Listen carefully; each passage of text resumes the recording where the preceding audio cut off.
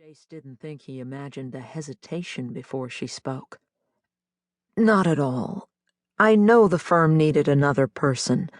Trey Alter's been overworked, especially during the times when court is in session and the judge is unavailable. That last bit sounded a tad formal. He should have asked the judge what his current relationship was with his daughter-in-law. If they were in a state of open warfare, he'd have to step cautiously. He'd been wondering if he should mention her husband or play dumb, but anyone might let it slip that they'd been in law school together. Better play it safe. I was sorry to hear about Frank's death. I noticed it in the alumni newsletter. Guess I should have sent a card, but, well, you wouldn't have known who I was. She turned in the seat to look at him. Were you a friend of Frank's? So that had caught her attention. A classmate. I was working too hard to have much time to socialize, but he was a nice guy. Yes, he was. She didn't sound overtly mournful, but it had been about a year, and she was probably used to dealing with condolences by now. When you see our son, Kevin, I think you'll notice the resemblance. She was smiling now, maybe at the thought of the kid. At least I always thought he looked like Frank, although Frank didn't agree. Frank thought he looked like you, did he? He claimed Kev was Pennsylvania Dutch through and through. That's my side of the family, the Wagners. You'll have to get used to all the German-sounding names in an area like this, especially with the number of Amish we have. She was talking more easily now. He'd made some progress, despite the fact that they were pulling up to the house already. She'd feel as if she owed him a favor, and that would make it easier to pursue an acquaintanceship that the judge seemed to feel would pay off.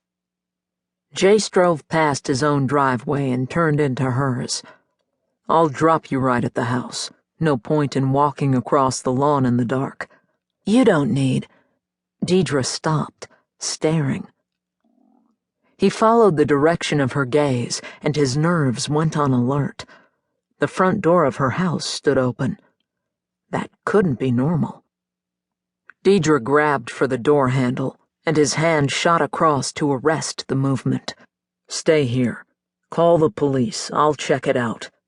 He slid out of the car, not looking back to see if she'd obeyed him.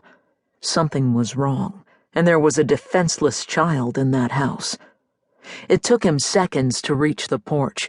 Deidre was right behind him, and he didn't waste his breath telling her to stay back. They hit the doorway at the same time, and he grabbed her arm, stopping her from plunging inside. His gut clenched.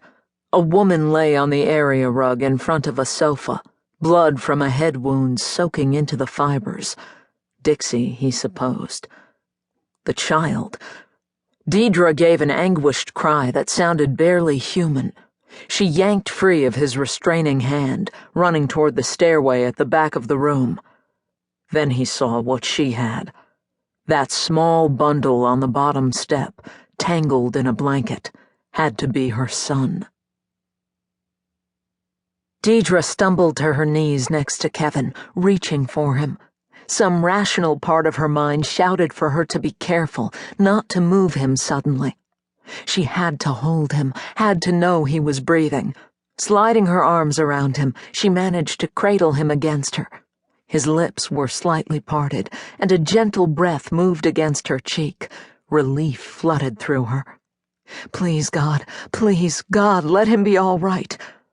Deidre's fingers found a fluttering pulse, but he was pale. So pale that the faint blue shadows under his eyes looked like bruises. Kevin? Baby? Can you hear me? Nothing, but she could see the vein pulsing at his temple. Someone knelt beside her, and she realized it was Jason. Careful, don't move him. No, his head. Jason bent over her son, seeming to trace the swelling behind Kevin's ear with his gaze. EMTs are on the way. They'll be here soon. 2 ambulances, I told them. Dixie. She hadn't been able to take her eyes off Kevin long enough to look, and now, when she tried, Jason's solid body blocked her view. Head injury.